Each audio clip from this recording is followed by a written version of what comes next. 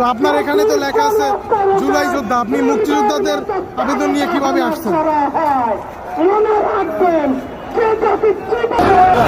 আপনার এখানে কিসের জন্য জড়ো হয়েছে? আন্দোলনের দাবি। আপনি কোথায় আন্দোলন করছিলেন? আমরা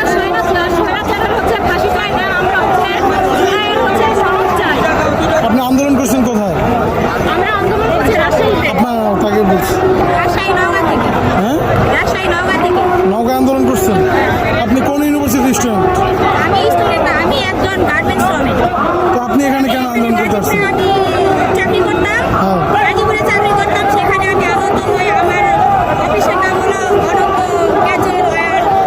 তো এখানে কি আপনার গার্মেন্টস কর্মীরা আন্দোলন করতে আসছে?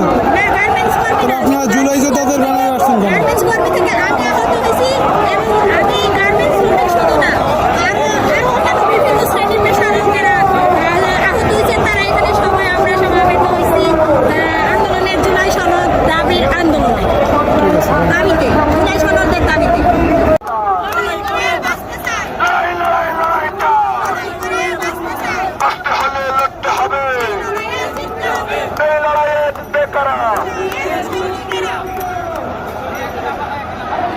একটু কথা বলি।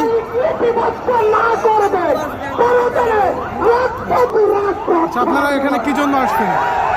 আমাদের দ্বিতীয় দাবি জুলাই সনদপত্র রাষ্ট্র কর্তৃত্ব হ্যাঁ? সবার সম্মানিত মুক্তিযোদ্ধা কোটা, আমাদের জুলাই মুক্তিযোদ্ধা কোটা আবেদন করার জন্য আসছেন। এবং এই সনদপত্র কতক্ষণ থেকে শাহবাগ অবরোধ করেছেন? কতক্ষণ চালাবেন? মিডিয়া দিয়ে আমাদেরকে জানাতে হবে। ঠিক আছে, থ্যাংক ইউ।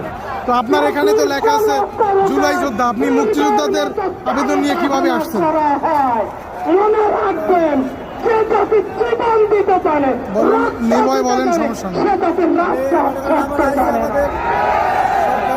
আমরা আমাদের বংশধর, আমরা বুঝতে পারছি, ঠিক আছে, ওকে। বলা যাবে আপনারা এখানে কখন থেকে জড়ো হয়েছেন? আমি মাত্র আসলাম। ও আচ্ছা, আপনারা কি দাবি নিয়ে এখানে অবরোধ জানাচ্ছেন? আমরা জুলাই সনদ জুলাই সনদের আপনি কোথায় আন্দোলন করেছিলেন? যাত্রাবাড়ি। যাত্রাবাড়িতে। আপনি প্রফেশনে কি করেন? আমি একজন ড্রাইভার। ঠিক আছে, আপনারা এখান থেকে কখন থেকে জড়ো হয়েছেন? কিসের জন্য এখানে আসছেন? জুলাই সনদ জুলাই সনদ কি ভাই? রাষ্ট্রীয়ভাবে আমাদের একটা